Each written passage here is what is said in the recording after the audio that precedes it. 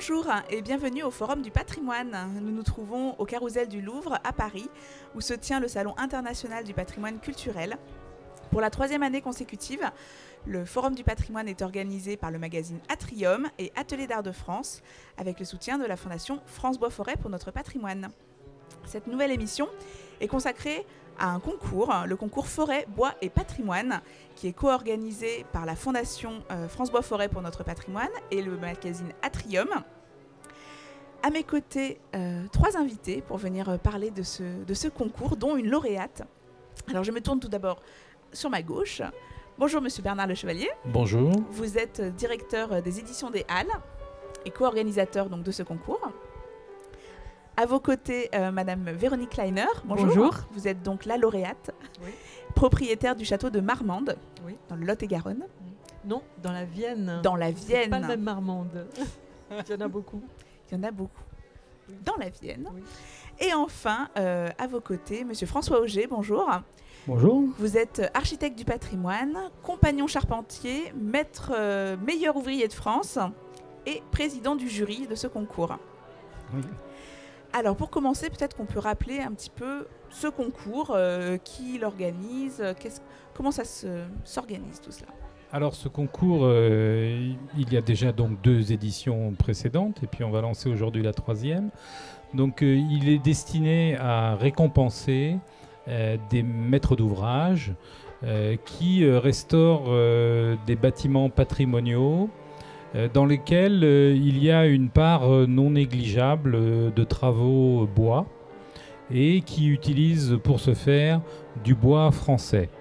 Voilà, c'est je dirais un regard sur tous ces travaux bois qui sont dans le patrimoine, qui sont parfois qui sont souvent et même presque toujours des œuvres d'art cachées par des tuiles, des ardoises, une toiture, et donc ils ne sont pas toujours sur le devant de la scène. Et il était important qu'on mette l'accent justement sur ce travail du bois dans le monde du patrimoine, parfois caché, mais vraiment important pour la sauvegarde du patrimoine.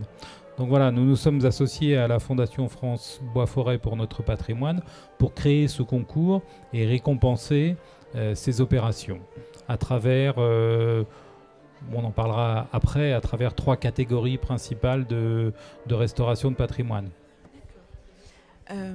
Monsieur François Auger, vous êtes donc président de ce jury. Est-ce que vous pouvez nous parler peut-être justement des catégories, des lauréats de cette année ?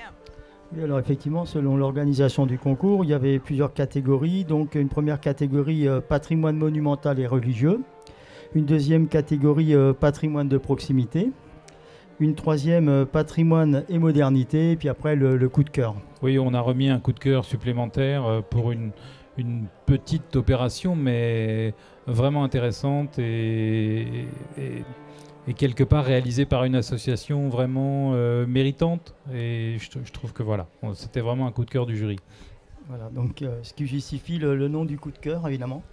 Et donc, pour vous faire part un petit peu du précédent concours et des prix qui ont été décernés, donc dans la catégorie patrimoine monumental et religieux, le premier prix était décerné au Château de Rochefort, association Les Clés de Rochefort, donc la restitution de charpentes en chêne, etc. Donc, il faut savoir qu'au travers de ce concours, il y a plusieurs choses qui sont mises en avant. Le bon usage de la matière première, le bois, et qu'il soit de proximité tant que faire se peut. Donc, je pense que par rapport à votre projet, on est pile poil dedans. Et puis aussi la retransmission des savoir-faire. Vous voyez, donc on vient croiser tous ces éléments-là. Donc ensuite, le deuxième prix sur la catégorie patrimoine monumental et religieux, c'était le château de Saconnet, de Bruno de Brosse. Ensuite, le premier prix patrimoine de proximité, château de Marmande, va vous expliquer tout à l'heure Madame Véronique Kleiner. Ensuite, deuxième prix patrimoine de proximité, le manoir de l'Aumônerie. Erwan et Sophie Isabelle Legouze de Saint-Seine. Dans la catégorie patrimoine et modernité, le premier prix c'était le cimetière de Mélès, la mairie de Mélès, donc Claude Jaouen, maire. Deuxième prix était la maison de Bastidou, donc dans le Cantal Savignac-Serres, président de l'association Bastidou, membre de l'association Rempart, qui elle justement met l'accent sur la transmission des savoir-faire. Et le fameux coup de cœur dont on parlait tout à l'heure, c'était la péniche Aster, Michel Sandrin, Charles Gérard. Voilà. Alors j'ajouterais que aujourd'hui on va parler avec Véronique Lenner du château de Marmande, mais que l'ensemble de ces prix qui ont été remis, vous pouvez les découvrir sur le site Atrium, également sur le site France Bois Forêt. Et puis on a réalisé pour tous les premiers prix et pour le coup de cœur un petit reportage vidéo, et que ces reportages vidéo sont également visibles sur nos sites et sur notre chaîne YouTube. Donc je vous invite à les découvrir, parce que c'est à chaque fois une aventure tout à fait fantastique à suivre de près. Je brûle de connaître un peu cette aventure. Est-ce que vous pouvez nous en dire un peu plus, Madame Kleiner? Oui, en fait, moi, personnellement, ça m'a surpris parce que d'avoir ce prix, déjà, j'ai été ravie d'avoir le prix patrimoine de proximité, parce que ça correspond vraiment à l'envergure de notre site. C'est un château fort, pas trop connu, qui était important dans son temps, mais qui a vécu bien longtemps après beaucoup de déboires. Je l'ai fait classer en 2015, et en fait c'était la première grosse opération de restauration, la restauration de cette tour de guet. Donc il faut vous imaginer une tour de guet de 30 mètres de haut sur un éperon rocheux, avec une tour octogonale avec une toiture à 8 pans un petit peu complexe, qui partait complètement en ruine. Donc là il y a quelques images de la pose de la charpente nouvelle. Et en fait, comme il n'y avait pas eu d'étude historique du tout du site, là il y a quelques images qui passent, on ne savait pas du tout de quand datait cette charpente. Ça allait ni même la tour, du 15e au 19e, tout était possible. Et quand il y a eu, là vous voyez donc l'état initial du site, première chose, en 2017, ce sont les ateliers Perrault qui ont déposé donc la vieille charpente avant qu'elle ne nous tombe sur notre toiture de maison. Et justement, le moment clé, ça a été la venue des dendrochronologues, donc les archéologues qui ont daté le bois, daté l'abattage du bois. Là, on arrive en mesurant les cernes. Et du coup, à partir de là, la datation 1378, on s'est dit c'est vraiment, peut-être pas la toute première, mais en tout cas une charpente très ancienne qu'on va refaire à l'identique de la même façon. Et du coup, en prenant conseil toujours d'archéologues, on s'est dit ben voilà, il faut aller dans les bois juste à côté, comme on en a. Et puis chercher les chênes de bon diamètre, les abattre, les déligner, donc ôter tout de suite l'écorce avec le bois vert frais, de façon à ce qu'il soit travaillé et mis en œuvre par les ateliers Perrault après en Anjou, immédiatement sur du bois vert. Nous, ça nous semblait logique de faire ça, et on s'est rendu compte au niveau des ateliers Perrault que pas du tout, ils n'avaient jamais procédé comme ça avec un bois juste abattu. Travaillé là avec donc ça a été retravaillé à la Dauloire et mis en œuvre immédiatement. Donc les deux charpentiers, le grand Charles Chotard qui était le charpentier, le chef de projet, est même allé dans les musées pour savoir comment il fallait faire, comment on travaillait à la Dauloire, parce que cette pratique, il était ravi de la redécouvrir, mais il ne la connaissait plus. Donc là, on a suivi pour un film pour France Télé toutes les étapes de la fabrication. Ça, c'est le tracé de l'épure, donc on réalise à plat. Là, on met en place les pièces de bois. Et ensuite, il y a la suite du travail toujours avec nos chaînes, donc vraiment qui viennent de chez nous. C'est l'assemblage des différentes pièces de bois pour réaliser la partie basse de cette charpente, donc le fût. Et ce qui est incroyable, c'est que c'est un charpentier tout seul qui va réaliser ça, quoi. C'est grâce au palan et tout ça, il s'est retrouvé tout seul pour assembler. Et donc voilà, ça nous semblait logique, nous, de faire ça, et, puisque c'était cohérent avec l'histoire du site.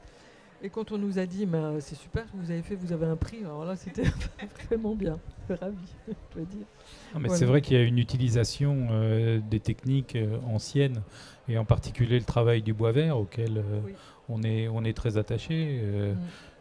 Qui a pu permettre aussi sur le chantier de Notre-Dame de le raisonner tout à fait différemment. Donc ça, c'est vraiment des techniques qui sont intéressantes parce qu'elles sont extrêmement économes en matière d'énergie.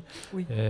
L'utilisation du bois local, enfin il y a un certain nombre de vertus qui ont vraiment influencé le jury, je dirais, dans le bon sens, pour aller choisir un tel projet. Oui, ça, Oui. c'est clair.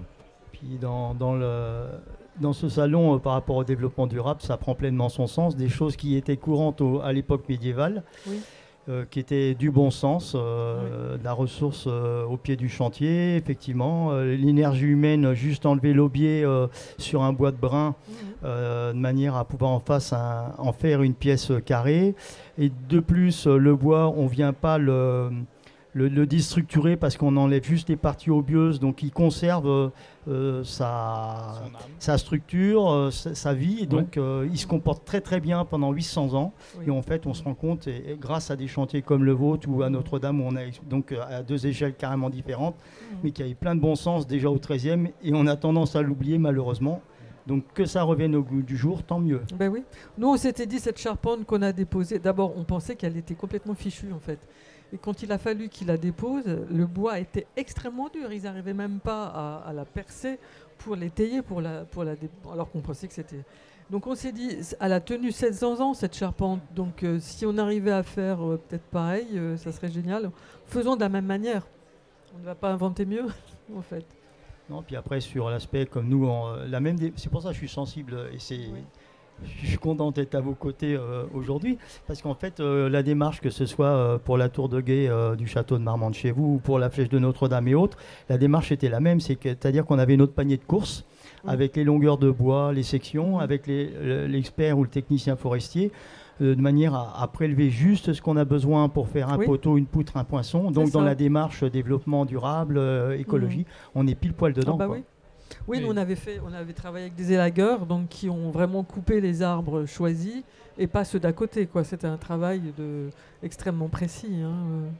C'est économie de moyens, économie de matériaux, de matières et tout. Ça correspond tout à fait à la démarche du développement durable. Aujourd'hui, on a beaucoup à apprendre de ces méthodes anciennes de bâtiments, que ce soit sur un certain nombre de matériaux comme la terre crue ou la pierre ou le bois, et la façon justement qu'avaient nos anciens de la transformer sans l'usage des énergies fossiles. Donc on réinvente aujourd'hui une sobriété qu'on connaissait par le passé, mais il y a une perte de ces connaissances dues à l'industrialisation, et les faire ressortir aujourd'hui, je trouve que c'est pas forcément passéiste, au contraire, c'est plutôt aider à construire le monde de demain de façon plus économe.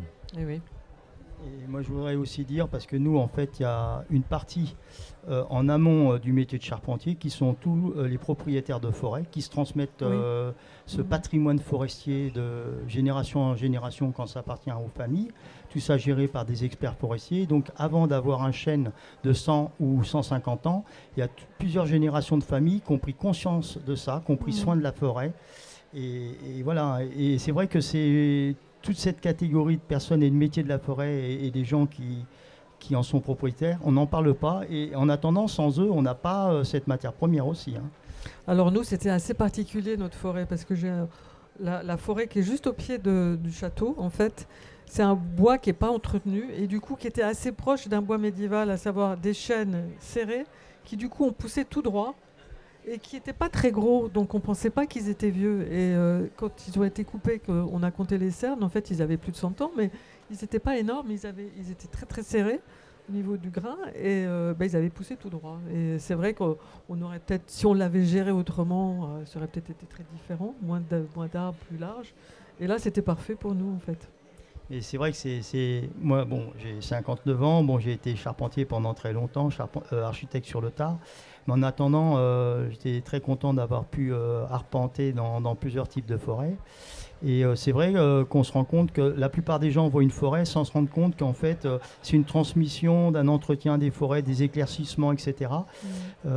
Et que du coup, quand on voit toutes les églises de France à l'époque médiévale ou les châteaux, c'est que déjà à l'époque médiévale, ils avaient bien conscience de ce patrimoine vivant des arbres, et justement, comme vous l'avez dit, d'arriver à mettre dans des conditions d'avoir des arbres les uns à côté des autres pour qu'ils soient en concurrence, etc. Oui. Donc il y a toute une espèce de connaissance du matériau vivant, c'est passionnant. Oui, tout à fait. Tout à fait. Écoutez, je vous remercie pour cette discussion très intéressante. On comprend bien les enjeux aussi pour l'avenir de pouvoir mettre en valeur les savoir-faire anciens. Est-ce qu'il y aura une autre édition de ce concours ? Bien sûr, dès aujourd'hui. Donc, voilà, je vous annonce officiellement le lancement de l'édition 2023 du concours Forêt, Bois et Patrimoine avec la Fondation France Bois Forêt et le magazine Atrium. Donc vous pouvez dès aujourd'hui déposer vos dossiers soit en ligne, tout au moins retirer le dossier de candidature et nous l'envoyer une fois scanné avec tout ce qui est nécessaire comme information et puis des photos de bonne qualité pour qu'on puisse éditer quelque chose et présenter au jury qui se réunira, je pense, en septembre 2023 avec un objectif de rendre et de donner les prix à l'occasion du prochain Forum du patrimoine qui se tiendra ici début novembre 2023 dans le cadre de la prochaine édition du Salon du patrimoine culturel. En attendant, ce que je voulais dire aussi, la réussite de tous ces projets, c'est un propriétaire, c'est un charpentier, un architecte qui travaillent tous de concert. C'est un vrai travail d'équipe et c'est ce qui fait la réussite des prix qui ont été récompensés. Donc ça transpire dans tous ces projets, hein, ça c'est clair. Et puis après, ce que je veux dire au niveau des artisans charpentiers que j'ai été aussi, il y en a qui sont excellents, mais qui ne savent pas l'exprimer peut-être par modestie et autres. Et le fait de ce concours, ça permet de mettre en lumière tous ces trois têtes, mais de raconter une belle histoire à tout un chacun pour révéler un petit peu ce beau métier et ce beau partenariat quand même. Oui, je n'ai pas parlé de notre architecte qui nous a suivis dans l'histoire, qui lui aussi n'avait pas cette pratique du bois vert comme ça, mais qui a été enthousiaste et toute l'histoire s'est très bien passée. C'était Bertrand Joubert, donc de l'agence Arquesite de Poitiers. Et puis ce concours a été l'occasion de récompenser à la fois des propriétaires privés qui font beaucoup d'efforts pour préserver leur monument, l'ouvrir au public, le faire visiter, le faire connaître, mais ça a aussi permis de récompenser une mairie avec une bonne préservation du patrimoine par les villes, ce qui est quand même essentiel, parce que souvent il y a quand même des villes qui ont beaucoup de patrimoine, qui ne savent pas comment faire. Donc je pense qu'il faut aussi reconnaître l'effort qu'ils font aujourd'hui financier pour perpétuer leur patrimoine. Et puis ça nous a également permis de récompenser plusieurs associations du patrimoine, où là on a récompensé des associations qui étaient adhérentes de Rempart. Donc on a vraiment l'ensemble des acteurs du patrimoine, la maîtrise d'ouvrage public, la maîtrise d'ouvrage privé, les associations qui travaillent. Et je dirais que le patrimoine, c'est l'affaire de tous. Donc cette affaire de tous, elle doit être nourrie par tous ces passionnés du patrimoine qui y travaillent. Il n'y a pas de concurrence dans le patrimoine. Il y a le fait de se mettre tous ensemble pour sauver ce qui peut être sauvé. Il y a beaucoup de choses. Et puis le faire vivre, au-delà de le sauver, c'est qu'on le voyait tout à l'heure. On parlait de leçons à recevoir finalement de la part de ce patrimoine bâti ancien qui, si on le connaît, nous permet de bâtir peut-être différemment demain. Donc Et aujourd'hui, on voit bien que les crises qui sont en route, le patrimoine a un mot à dire en disant attention, réfléchissez à ce que vous faites. Nous, on a un peu d'expérience, les gars, donc voilà. Et puis donc, effectivement, moi, ce que je dis toujours, il n'y a pas de patrimoine matériel sans patrimoine immatériel. Et ça, depuis 800 ans ou autre, les bonnes choses se transmettent grâce c'est le patrimoine immatériel, quoi. Donc essentiel. Je voulais juste encore rajouter quelque chose. Donc, pour ce qui est de la transmission, c'est qu'il y a un apprenti compagnon charpentier de l'école des compagnons de Limoges qui a réalisé la maquette de notre charpente comme chef-d'œuvre. Et c'est une belle transmission, déjà en termes pédagogiques, quand on ouvre au public, et puis pour l'école des compagnons et aussi le musée des compagnons. En tout cas, je pense que quand on voit un projet comme celui de Véronique Kleiner, et je crois que le concours a atteint ses buts pour aider le patrimoine dans des opérations qui sont vraiment vertueuses en termes de bâtiments et de préservation du patrimoine. Écoutez, je vous remercie tous les trois pour ce partage très intéressant et puis on souhaite longue vie à ce concours. Rendez-vous l'année prochaine. Je vous invite à venir retrouver cette émission sur notre plateforme sur le site Atrium, ainsi que toutes celles tournées dans le cadre du Forum du patrimoine. Ces émissions, vous pouvez également les consulter sur le site de nos partenaires, Atelier d'Art de France et la Fondation France Bois Forêt pour notre patrimoine. Merci et à bientôt.